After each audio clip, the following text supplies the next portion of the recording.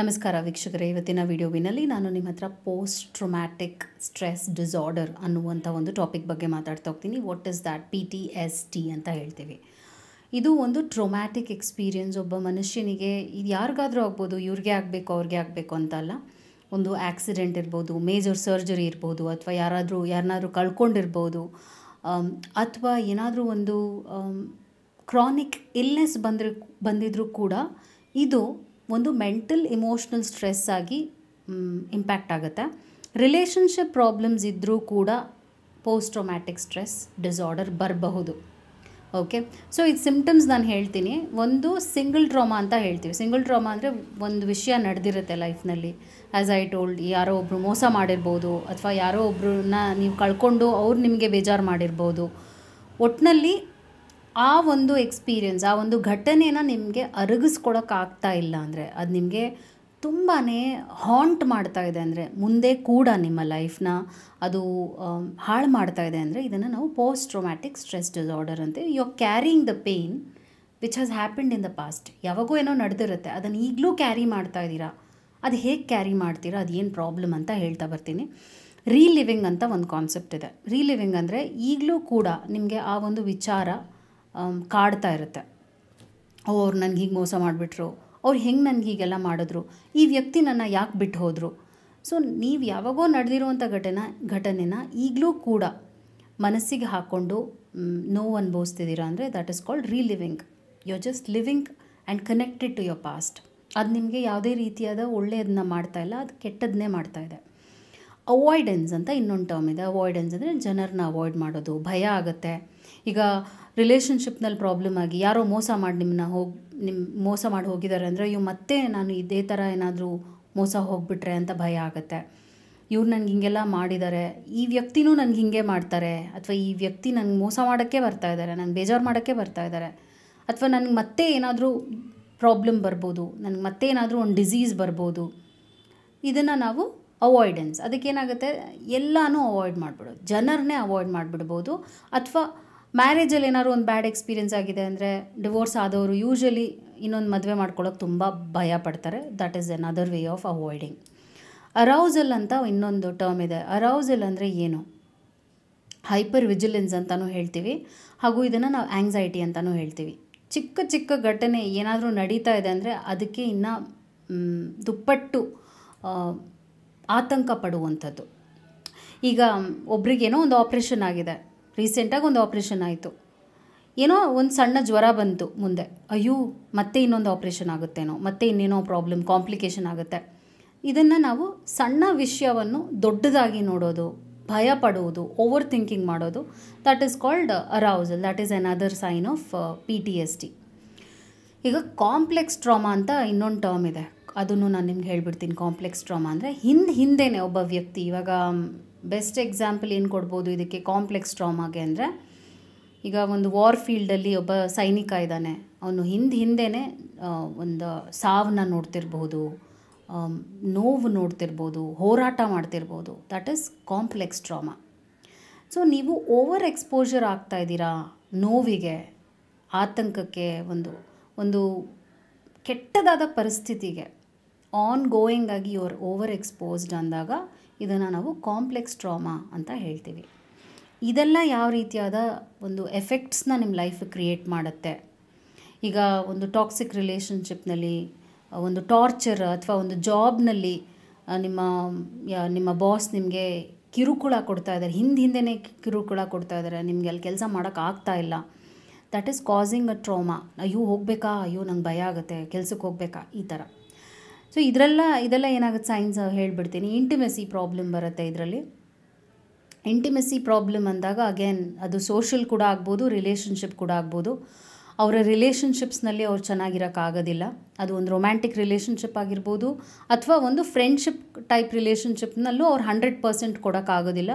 ಒಂಥರ zoned out ಆಗಿಬಿಟ್ಟಿರ್ತಾರೆ because of all those problems. ಅವ್ರು ಏನನ್ನೆಲ್ಲ ಅನುಭವಿಸ್ತಿದ್ದಾರೆ, ಆನ್ ಗೋಯಿಂಗ್ ಪ್ರಾಬ್ಲಮ್ಸ್ ಅವ್ರ ಲೈಫ್ನಲ್ಲಿ ಇರುತ್ತಲ್ಲ, ಅದಕ್ಕೆ ಆ ಫೋಕಸ್ ಅವ್ರು ಕೊಡೋಕ್ಕಾಗೋದಿಲ್ಲ. ಹಾಗೂ ಗಿಲ್ಟ್ ಫೀಲ್ ಇವ್ರಿಗೆ ತುಂಬಾ ಇರುತ್ತೆ. ಏನಕ್ಕೆ ಗಿಲ್ಟ್ ಫೀಲ್ ಇರುತ್ತೆ ಅಂದರೆ, ನನ್ನ ಲೈಫ್ನಲ್ಲಿ ನಾನೇನು ಮಾಡೋಕ್ಕಾಗ್ತಾ ಇಲ್ವಲ್ಲ, ನಾನು ಈ ನೋವಲ್ಲೇ ನರಳುತ್ತಾ ಇದ್ದೀನಲ್ಲ, ಸೊ ಅವ್ರನ್ನ ಅವರೇ ತುಂಬ ಸೆಲ್ಫ್ ಬ್ಲೇಮ್ ಕೂಡ ಮಾಡ್ಕೊಳ್ತಾರೆ ಈ ಥರದ ಒಂದು ಟ್ರಾಮ್ಯಾಟಿಕ್ ಎಕ್ಸ್ಪೀರಿಯನ್ಸ್ನ ಅವ್ರು ಹಿಂದೆ ಅನುಭವಿಸ್ತಾ ಇದ್ದಾರೆ. ಕೋಪ ಅವ್ರ ಕಂಟ್ರೋಲ್ನ ಮೀರಿ ಹೋಗ್ತಾ ಇರುತ್ತೆ.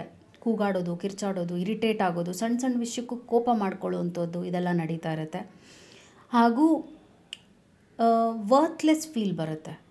ನನ್ನ ಲೈಫ್ನಲ್ಲಿ ನಾನೇನೋ ಸಾಧನೆ ಮಾಡೋಕ್ಕೆ ಆಗದೇ ಇಲ್ಲ, ಯಾಕಂದರೆ ನನ್ನಲ್ಲಿ ಆ ಧೈರ್ಯನೂ ಇಲ್ಲ, ಸ್ಥೈರ್ಯನೂ ಇಲ್ಲ. So self esteem issues, confidence issues ಕೂಡ ಬರುತ್ತೆ. When you are over expose to a negative experience ಇದೆಲ್ಲ ಆಗುತ್ತೆ. ಇವಾಗ ಇದನ್ನು ಹೇಗೆ ಸರಿ ಮಾಡ್ಕೋಬೋದು ಅಂತ ನಾನು ಯೂಶ್ವಲಿ ಈ ಥರ ವೀಡಿಯೋಸ್ ಮಾಡಿದಾಗ ಕೇಳ್ತಾರೆ, ಇದನ್ನು ಹೇಗೆ ನಾನು ಸರಿ ಮಾಡ್ಕೊಳ್ಳೋದು ಅದನ್ನು ಹೇಳ್ಬಿಡ್ತೀನಿ. ತುಂಬ simple tips which are very effective ಅದನ್ನು ಹೇಳ್ಬಿಡ್ತೀನಿ. ಒಂದು ಏನಾಗುತ್ತೆ ಅಂದರೆ, ಇಂಥ ಪ್ರಾಬ್ಲಮ್ಸ್ನ ಯೂಶ್ವಲಿ ಫೇಸ್ ಮಾಡೋರು ರೊಟೀನ್ ಚೆನ್ನಾಗಿರಲ್ಲ. ರೊಟೀನ್ ಅಂದರೆ ಮಾರ್ನಿಂಗ್ ರೊಟೀನ್ ಅಂತ ಒಂದು ಬರುತ್ತೆ. ಮಾರ್ನಿಂಗ್ ರೊಟೀನ್ ಅಂದರೆ ಏನು, ಬೆಳಗ್ಗೆ ಎದ್ದೊಳಕ್ಕಾಗಲ್ಲ ಬೇಗ, ವ್ಯಾಯಾಮ ಮಾಡೋದೇ ಇಲ್ಲ, ಮತ್ತು ಕೆಲಸ ಮಾಡಬೇಕು ಅನ್ನೋದ್ರ ಬಗ್ಗೆ ಆ್ಯಕ್ಟಿವ್ನೆಸ್ ಇರೋದಿಲ್ಲ. ಇದೆಲ್ಲ ಸಿಂಪಲ್ ಆ್ಯಕ್ಟ್ಸ್ ಅದನ್ನ ನಾವು ರೆಗ್ಯುಲರಾಗಿ ಮಾಡಬೇಕಾಗತ್ತೆ. ಬೆಳಗ್ಗೆ ಬೇಗ ಎದ್ದೊಳುವಂಥದ್ದು, ಒಂದು ವಾಕಿಂಗ್ ಅಥವಾ ಜಾಗಿಂಗ್ ಅಥವಾ ಎಕ್ಸಸೈಸ್ ಮಾಡುವಂಥದ್ದು, ಒಳ್ಳೆಯ ಆಹಾರ ಪದ್ಧತಿಯನ್ನು ಫಾಲೋ ಮಾಡುವಂಥದ್ದು, ಹಾಗೂ ನಮ್ಮದು ಡೇ ಟು ಡೇ ಲೈಫ್ ಏನಿರುತ್ತೆ ಅದನ್ನು ನಾವು ಕಂಪ್ಲೀಟ್ ಡೇ ಟು ಡೇ ಟಾಸ್ಕ್ಸ್ನ ಕಂಪ್ಲೀಟ್ ಮಾಡುವಂಥದ್ದು. ಇದನ್ನೆಲ್ಲ ರೆಗ್ಯುಲರಾಗಿ ಮಾಡ್ಕೊಂಡು ಬಂದಾಗಲೂ ಕೂಡ ಈ PTSD ಅನ್ನುವಂಥ ಒಂದು ಪ್ರಾಬ್ಲಮ್, ಪೋಸ್ಟ್ ಟ್ರಾಮ್ಯಾಟಿಕ್ ಸ್ಟ್ರೆಸ್ ಡಿಸಾರ್ಡರ್ನ ಒನ್ ಲೆವೆಲಲ್ಲಿ you can keep a balance. ಇದಕ್ಕೆ ಕೌನ್ಸಿಲಿಂಗ್ ಕೂಡ ಮುಖ್ಯವಾಗುತ್ತೆ.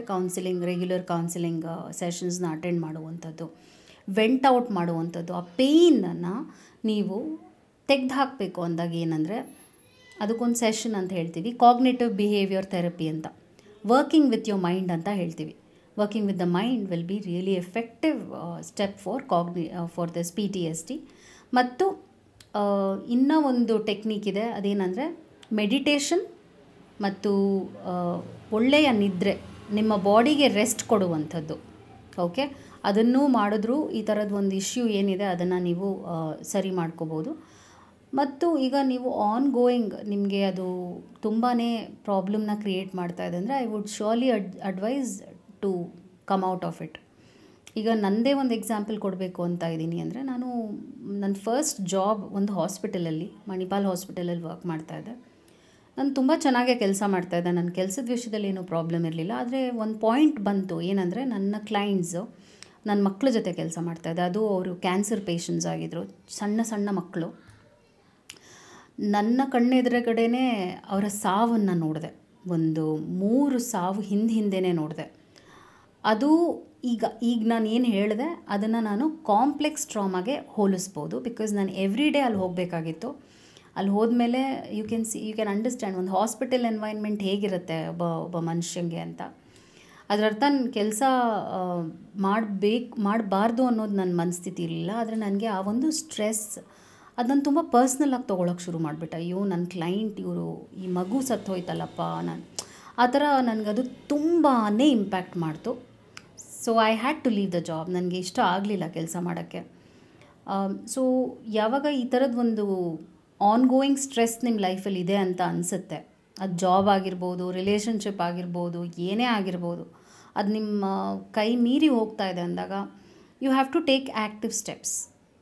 ಓಕೆ, ಅದನ್ನ ನೀವು ತೊಗೊಳ್ದೆ ಎದುರಿಸ್ತೀನಿ ಅಂದರೆ ಹೇಗೆ ಎದುರಿಸ್ತೀರಾ? ಎದುರಿಸ್ಬೋದಾಗಿತ್ತು ನಾನು ಕೂಡ, ಆದರೆ ನನಗೆ ಎದುರಿಸ್ಬೇಕು ಅಂತ I was not ready for it. ಬೇರೆ ಕಡೆ ಒಂದು ಆಪ್ಷನ್ ಇದೆ ಹೋಗೋಕ್ಕೆ ಅಂದರೆ ಯಾಕೆ ಹೋಗಬಾರ್ದು ಅನ್ನೋದಕ್ಕೋಸ್ಕರ ನಾನು ಕ್ವಿಟ್ ಮಾಡಿ ಬೇರೆ ಕಡೆ ಜಾಬ್ಗೆ ಹೋದೆ. ಸೊ ಒಬ್ಬೊಬ್ರದ್ದು ಒಂದೊಂದು ವೇ ಆಫ್ ಹ್ಯಾಂಡ್ಲಿಂಗ್ ಇರುತ್ತೆ. ಒಬ್ಬೊಬ್ಬರು ಒಂದೊಂದು ಥರ ಹ್ಯಾಂಡಲ್ ಮಾಡ್ತಾರೆ ಅವ್ರ ಲೈಫ್ನ. ಸೊ ಅದು ನಿಮಗೆ ಬಿಟ್ಟಿದ್ದು ನೀವು ಹೇಗೆ ಹ್ಯಾಂಡಲ್ ಮಾಡ್ತೀರಾ ಅಂಥದ್ದು. ಆದರೆ ಆ್ಯಕ್ಟಿವ್ ಸ್ಟೆಪ್ಸ್ನ ತೊಗೊಳ್ಳೇಬೇಕು ನೀವು ಯಾವಾಗ ಕಾಂಪ್ಲೆಕ್ಸ್ ಟ್ರಾಮಾನ ಎಕ್ಸ್ಪೀರಿಯೆನ್ಸ್ ಮಾಡ್ತಾಯಿದ್ದೀರಾ. ಇಲ್ಲ ಅಂದರೆ ನೀವು ಅದನ್ನೇ ವರ್ಷಾನುಗಟ್ಟಲೆ ಅನುಭವಿಸ್ಕೊಂಡು ಡಿಪ್ರೆಷನ್ಗೆ ಹೋಗುವಂಥ ಹೈ ಚಾನ್ಸಸ್ ಇರುತ್ತೆ. That's how it is. Hope it help. Take care. ನಮಸ್ಕಾರ. Thank you so much.